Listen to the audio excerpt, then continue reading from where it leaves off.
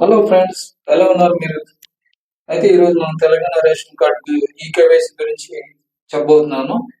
మనకైతే తెలంగాణ ప్రభుత్వం ఆగస్ట్ 31 వరకు మనకి ఎక్స్టెండ్ చేసింది. ఆగస్ట్ 31 లోపల మీరు ఈ వర్షాల కారణంగా వాళ్ళు ఎక్స్టెండ్ చేయడం జరిగింది. కాబట్టి మీరు ఎవరైతే కంప్లీట్ చేయలేదో వాళ్ళందరూ కూడా ఆగస్ట్ 31 లోపల కంప్లీట్ చేసుకోవాలని కోరుతున్నాను.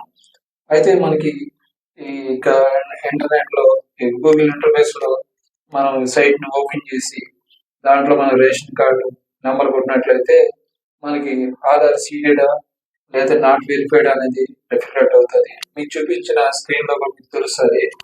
సో, అది ఒకవేళ వెరిఫైడ్ అయితే అవసరం లేదు. నాట్ వెరిఫైడ్ అని వస్తే మాత్రం ఇమ్మీడియేట్‌గా మీరు వెరిఫై చేయించుకోండి. ఈ విధంగా ఉంటుంది.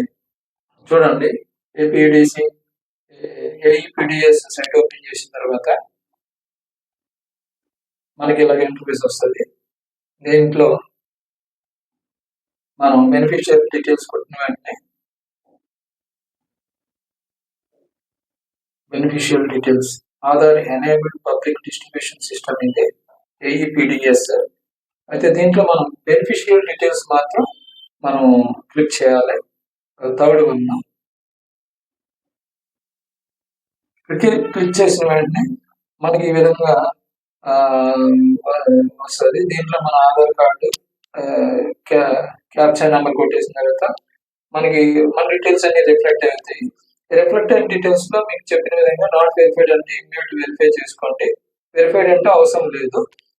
కాబట్టి ఈ విధంగా మనకి ఇంటర్ఫేస్ లో ఉంటుంది. కంప్లీట్ గా మీరు పైన చూస్తున్నారు కదా, వెరిఫికేషన్ డీటెయిల్స్. దీంట్లో ఆధార్ కార్డు నెంబర్ కొట్టిన రేషన్ కార్డు నెంబర్ కొడితే క్యాప్చర్ కొడితే అలా వస్తుంది. తర్వాత స్క్రీన్ ఈ విధంగా వస్తుంది. దీంట్లో మన ఫ్యామిలీ డీటెయిల్స్ అన్ని ఉంటాయి. వెరిఫైడ్ అయితే కనుక అక్కడ క్లియర్ గా ఉంటుంది. నాట్ వెరిఫైడ్ అయితే నాట్ వెరిఫైడ్ అని వస్తుంది. నాట్ వెరిఫైడ్ అయితే కంపల్సరీగా మీరు వెళ్ళి కంప్లీట్ చేసుకోవాలి.